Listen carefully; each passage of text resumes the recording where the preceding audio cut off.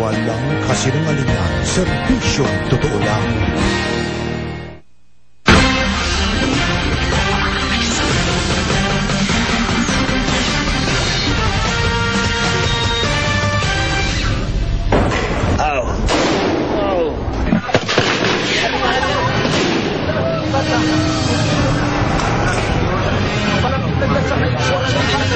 Ang video na inyong napapanood ay kinukunan po ng narinig nating putukan. May bantang nang gagaling itong putukan. Na ngayon na nakahumang doon sa pinto.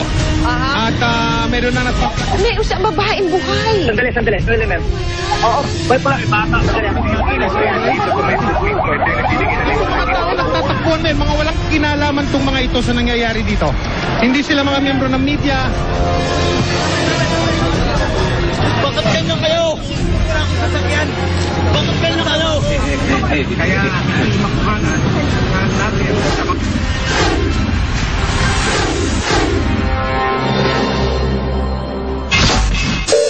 Madugo ang pagtatapos sa mahigit 11 oras na hostage taking ni dating Police Senior Inspector Rolando Mendoza sa tourist bus na may sakay na Hong Kong nationals sa Quirino Grandstand sa Maynila. Napatay si Mendoza ng sniper. 7 naman sa mga bihag ang nasawi habang 6 na iba pa ang nasugatan.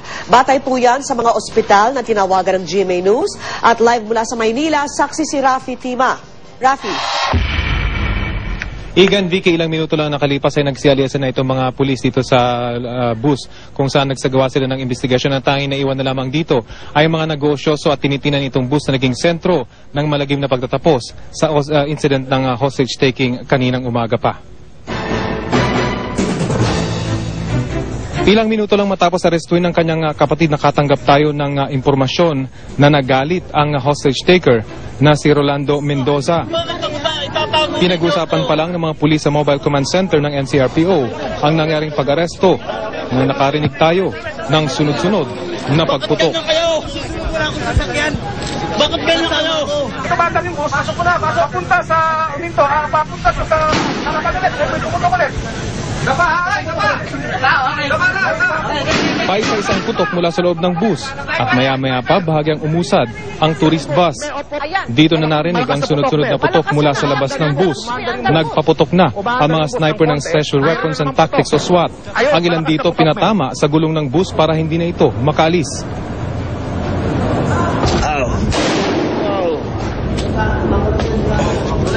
Tumama ulit.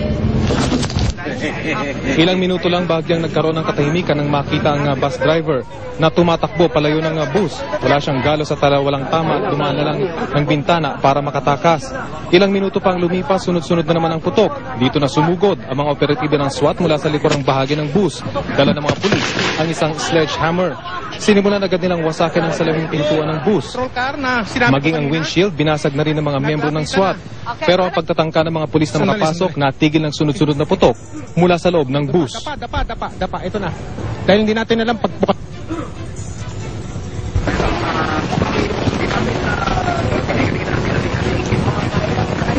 Bahagyang umatras sa mga pulis pero agad din namang bumalik. Dala na ang ilang canister ng tear gas. Isa-isa nila itong initsa sa loob ng bus. Mula na magsimulang putukan, walang nakikitang paggalaw sa loob ng bus na nakasara ang mga kortina.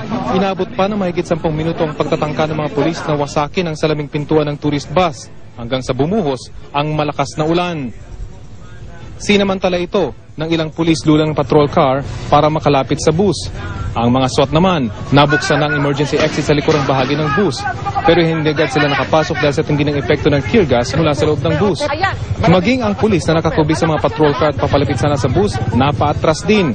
Dito na umalingaw-ngaw ang automatic gunfire mula sa loob ng bus. Buhay pa pala ang hostage taker.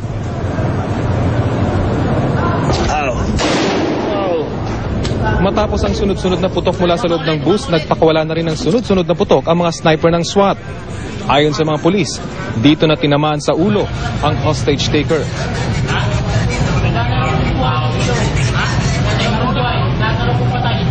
Lahat daw patay na? Maya-maya pa nagsidatingan ng mga ambulansya mula sa iba't ibang units, kabilang na ang mga tiga Red Cross.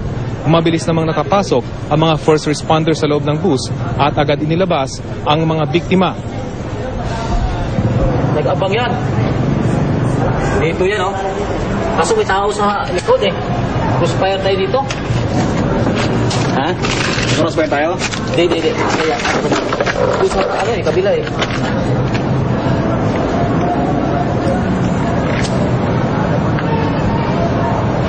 Tirgas!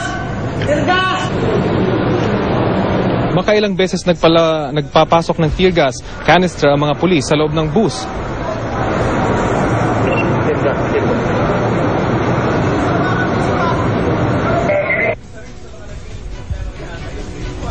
Matapos yung pagpasok ng pinakahuling tear gas canister ay nagpakawalan ng sunod-sunod na automatic gunfire itong hostage taker at dito na natapos nga itong hostage taking incident.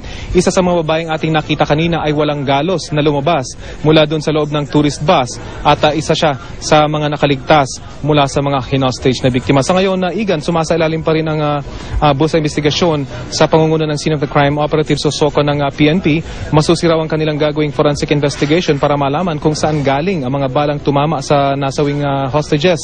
Makikita pang may posas na nakalagay sa manibela ng bus. Kumpirmasyon na noong una nakaposas ang driver ng bus sa kanyang manibela tulad ng mga naunang naiulat. Pero kinalag din ang posas bago pa man nagtensyon kung kaya't nakatakas ang bus driver nang magsimula na ang putukan. Mula rito ay posible raw dalhin sa NCRPO headquarters ang bus para pa rin sa pagpapatuloy ng investigasyon. Mula pa rin dito sa Quirino Grandstand, ako si Rafi Tima, ang inyong saksi. 6 sa mga hostage ang dinala sa ospital ng Maynila, pero 2 sa kanila idineklarang patay na ng ospital. Live mula sa ospital ng Maynila, saksi si Maris Umali. Maris. Arnold, matapos nga madugong hostage taking na naganap sa Quirino Grandstand, ay isa-isa na dinala rito sa ospital ng Maynila ang ilan sa mga biktima ng pang-hostage. 4 na babae at 2 lalaki na pawang duguan, nalula ng Hong Thai Transit ang dinala rito. Kinilala silang sina Chan Kwok Chu, Li Ying Chuan, Lo Kam Fun, Yung Yinang at mag-asawang Ken at Ami Leong. Agad naman silang inasikaso ng mga doktor at nurse. Sa kasamaang palad, 2 sa 6 na ito ang idineklarang patay na ng medical team ng Ospital ng Maynila nang dalhin dito, sina Ken Leong at Yung Yinang. Mahigpit ang seguridad sa ospital at hindi pinayagang makapasok ang media. Wala ring doktor na makapanayam. Pero ayon kay George Go, President Emeritus ng Volunteer Firefighters Association, na nagtakbo sa mga biktima sa ospital at naglapat din ng paunang lunas sa kanila, matinding tama ng bala sa iba't ibang bahagi ng katawan ang tinamo ng mga nasawi. Si Aminang Leong, walang tama pero kitang-kita sa mukha niya ang takot at traumang kanyang natamo. Nang magwala raw kasi ang hostage taker na si Rolando Mendoza, ay iniharang ng kanyang asawa ang katawan nito para maisalba silang mag-anak. Pagdapa niya, tumatong yung asawa niya, kaya yung asawa niya napuruhan. Tama? Wala siyang tama, natruma na, tapos namatay asawa niya, nayakap pa niya. Sobrang yakap na tigas na yakap. Yung nakita rin asawa niya, itong kamay dito, buo, tanggal, balat, buo. Buo, tanggal ha, buo. Suro, na walang blood. Ang laking tama. Ubusan ng dugo, no? Marin, ubusan dugo. Ang laki. Bukod sa namatay ang asawa niya, nahiwalay din sa kanya ang 3 anak na sina Jason, Doris at Jessie Leong na pawang mga sakay din ng bus. Check mo kung nasaan na yung tatlo? Bali, hinahanap po. Hinahanap niya? Nawawala ngayon, nawawala. O tinatawag niya, kung pwede padala na dito o at least tumbuhay pa o ano, siyempre naalala yung mother niya. Ang iba naman ay stable na ang lagay pero bandang alas 10:30 ay inilipat na sila yung 4 ngang pasyente sa Manila Doctors para doon ay confine. Personal daw itong desisyon ng mga pasyente.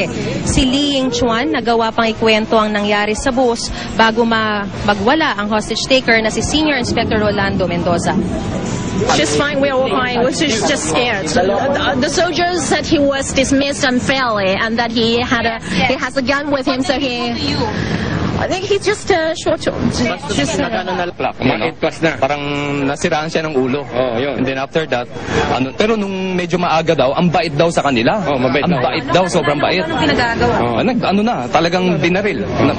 Tapos lahat sila dumapa sa sa sahig talaga. Tapos yung iba natamaan, yung iba hindi natamaan, no? Ano yan, namaril siya? Namaril talaga. Arnold, base sa impormasyong nakuha natin ay yung dalawang nasawi na lang naiwan dito sa ospital ng Maynila. Pinuntahan din sila kanina ni DILG Secretary Chessy Robredo itong mga biktima para alamin ang kanilang kondisyon. May mga nakita rin tayo kanina dito sa ospital ng Maynila ng mga taga-Maro o sila yung mga media relations officer ng Malacanang. Ayon sa kanila, inaalam ni Pangulong Noynoy Aquino ang sitwasyon ng mga biktima para makagawa ng karampatang hakbang. At yan ang pinakasariwang balita mula rito sa ospital ng Maynila. Ako si Mariz Umali, ang inyong saksi. Eksklusibong nakausap ng GMA News ang isa sa mga na-hostage, ang official photographer ng grupo ng mga turista na si Danilo Nebrel. Ikinwento niya ang karanasan nila sa loob ng bus. Saksi si Susan Enriquez. Siya si Danilo Nebril, isa sa mga na-hostage sa tourist bus kanina at isa sa mga pinalad na makalaya bago ang madugong kabanata ng hostage drama. Sa aking eksklusibong panayam kay Nebril, alas 10 ng umaga raw nang parahin sila sa may Fort Santiago ni dating Senior Inspector Mendoza. May dala raw siyang 45 at Armalite. Sinabihan daw nito ang driver na dalhin ang bus sa Quirino Grandstand. Nagtaka ako kasi sabi ko, ma'am, okay na. Yung eksakto na, yung 20 na. Pagpasok nila, sumabay. Sabi ko, hindi ho ito sasakyan ng walang gwardiya ho dito. Walang gwardiya po. Di, inano ko siya yung sinaway ko. Sabi niya, hindi, ako ang kasama nyo. Ako ang magbabantay sa inyo. Kaya pag close nung, isarado ang pinto. Pag sabi niya, sarado ang pinto. Pag sabi niya, sarado ang pinto, ginanyan yung 45 niya, hostage ko na kayo. Sa loob ng bus, ipinaliwanag daw ni Mendoza na gusto niyang mabigyan pansin ang kanyang mga kaso. Pero minomonitor din daw nila sa TV ng bus ang pagresponde ng mga otoridad sa pagkakabihag sa kanila. Sa paglipas ng oras, nagawa pa raw ng mga hostage na matulog. Nakakain din sila at nakakagamit ng comfort room sa loob mismo ng bus. Sa namin mali yung mga report sabi niya. Mali daw yung report, sabi niya. Kasi sabi niya, nagtanim daw siya ng marijuana, tapos sa iba ng huli. Mali daw. Mali daw. Kaya gusto niya magpadala ng ng reporter para masabi niya yung sabi niya yung kanyang site. Sa silid na ito sa Luneta PCP, pinatuloy si Nebril kasama ang iba pang pinalayang hostage. Ilan sa mga ito nakaranas daw ng trauma. Ayon sa ilang tauhan ng Red Cross, ang mga batang pinalaya hindi raw alam kung ano ang eksaktong nangyari kaya di gaanong na trauma. Pero panay daw ang banggit na gusto na nilang makauwi. Trying to provide them stress debriefing, we're also trying to give them psychological first aid because they are all traumatized, especially yung yung assistant photographer kasi his life was almost threatened at makaawa lang daw siya. Comfort day na pala nila dito. Go home.